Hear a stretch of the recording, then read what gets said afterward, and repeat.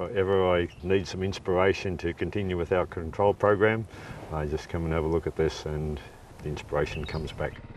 Oh, I heard comments like it burns like kerosene. So it makes a very readily combustible material, and so you'll see a greater intensity. You've probably got flame height in there, it's over 30 metres high. But with African lovegrass, often you're sending more trucks than you would otherwise send.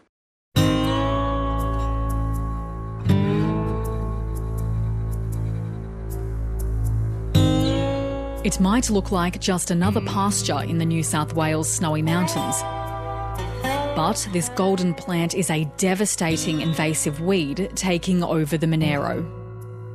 It's a big issue, and the general feeling I get is it's just too hard.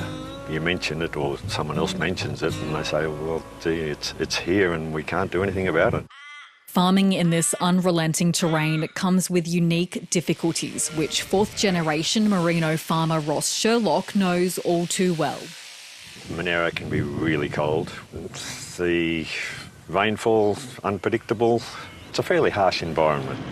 African lovegrass makes it just that much harder. It's been choking out native grasses since it started spreading rapidly in the area 50 years ago. The spread has been exponential, and I think the last estimate was 150,000 hectares of grazing land. That could get to 250 in the next 5 years, easily. Anywhere that there's the slightest chance of bare ground, it's there. If it only had feed value, it would be a helpful plant. Livestock doesn't really touch the nutritionally poor grass and needs feed supplements if they're grazing on weed-infested land. African lovegrass is out of control on a bordering property. If I need some inspiration to continue with our control program, I just come and have a look at this and the inspiration comes back. But continuing on is easier said than done. Ross Sherlock spends upwards of $100,000 a year spot spraying African lovegrass. We do have one employee who spends pretty much all his time, unless it's pouring with rain or blowing a gale, just spot spraying African lovegrass in the native grasslands. It's money that we're spending and getting absolutely no return for. He's crunched the numbers and it's a losing game. Profits from their merino sheep amount to around $35 per hectare, but they're spending 10 times that just to fight even small amounts of the weed. It's not sustainable. There's got to be another way, or just go broke doing it. In a landscape mostly devoid of greenery, it can be hard to detect African lovegrass. But once you know how to spot this clumpy, dense grass, it can be seen everywhere across the Monaro. And then you get onto the fire issue. That's just another issue again. You're talking about human life. It really is. It's that serious. Oh, I heard comments like it burns like kerosene. So it makes a very readily combustible material, and so you'll see a greater intensity, you'll see greater flame heights. You've probably got flame height in there, it's probably close on, it's over 30 metres high. But with African lovegrass, often you're sending more trucks than you would otherwise send. The Monaro frosts cure the grass, creating dry, dense and very flammable plant material. The blazes are confronting, even for firefighters. The prevalence of fires in areas where African lovegrass was present was 9.38 times greater than those in areas where lovegrass was not a dominant or a predominant species in that area. So that's quite significant. There's nothing to love about African lovegrass, that is for sure. It just produces so much biomass that there's literally no competition, there is no ability for any other species to come through because it just outcompetes it for light, for water, resources. Lachlan Ingram has spent the better part of a decade researching African lovegrass. It's found predominantly in the sort of the southeastern region of Queensland, all throughout New South Wales into Victoria, and then to a little lesser degree sort of the eastern part of South Australia. The southern African plant was reported in Australia from as early as 1900, but was formally introduced by governments in the late 1920s as a solution to stabilise roadsides and for erosion control. Ross and his wife Liz have a second 800-hectare property nearby, which they have managed to keep completely free of African lovegrass. That hasn't been easy. Any stock that we move, quarantine before they go. We never move machinery between properties. It has been worthwhile because we've been able to keep that property totally clean. Animals and vehicles are the two things that really move it. So if you have some on one part of your farm, the stock grows it here and then they pop it out over there.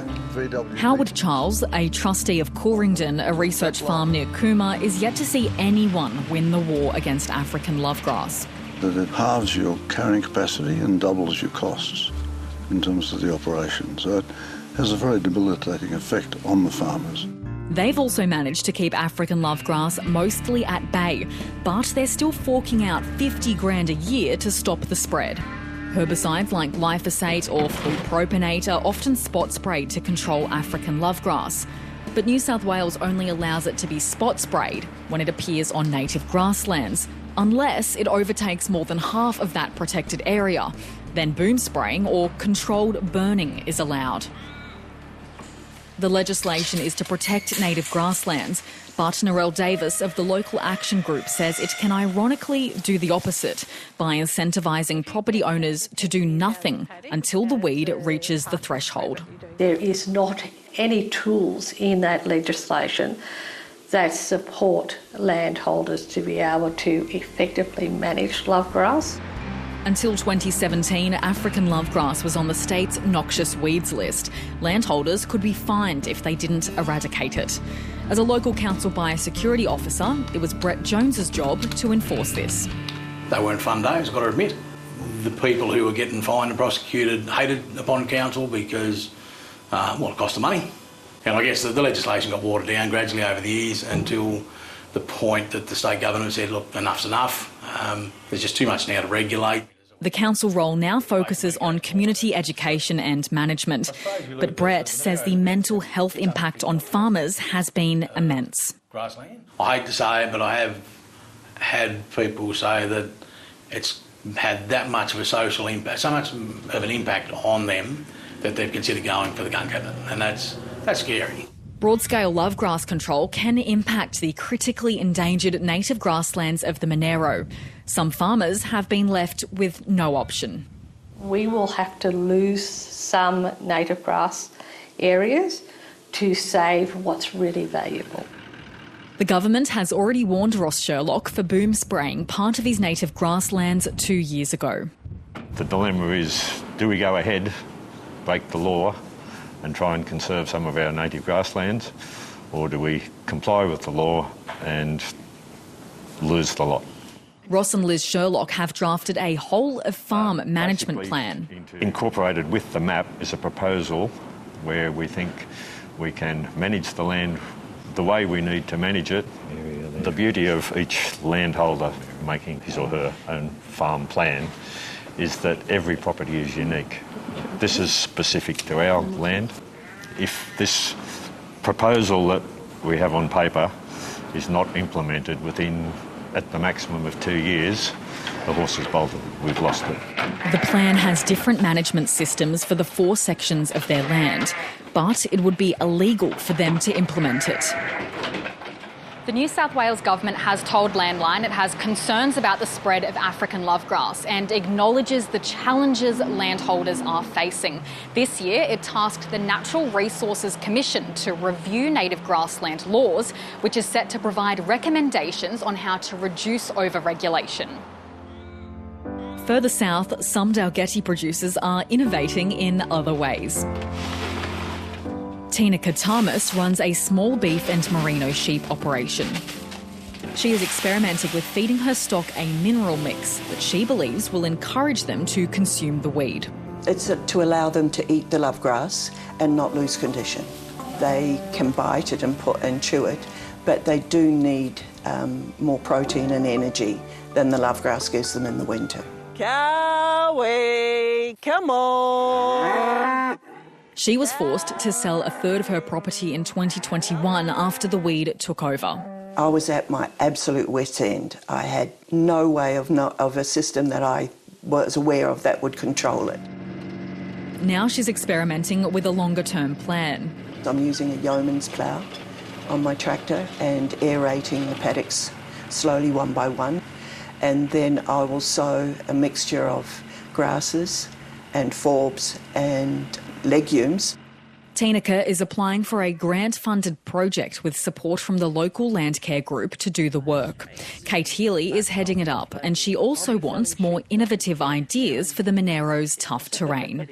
There's some country where it's not possible to slash or crop because you just can't get there. There are lovegrass plants in amongst the rocks, but you can't physically take machinery in there. So I think that what we need to do is look outside the box and try and come up with a non-traditional solution, a citizen science type project. The group plans to fund up to 10 landholders to consider untried solutions. I'm just hoping that people will go wild and really, think of something new and exciting that works. The fight against African lovegrass has been called an unwinnable war, but the Monaro landholders are dedicated to the cause and desperate for more attention to be paid to this repressive weed. We'll never beat it. We'll never beat it, but you can get it to a stage where, yes, you can live with it on the property because you've got it sort of to where it's only in a few spots, and I hope we can win. I'm not sure we can. I'm certainly not sure we can, but I hope we can.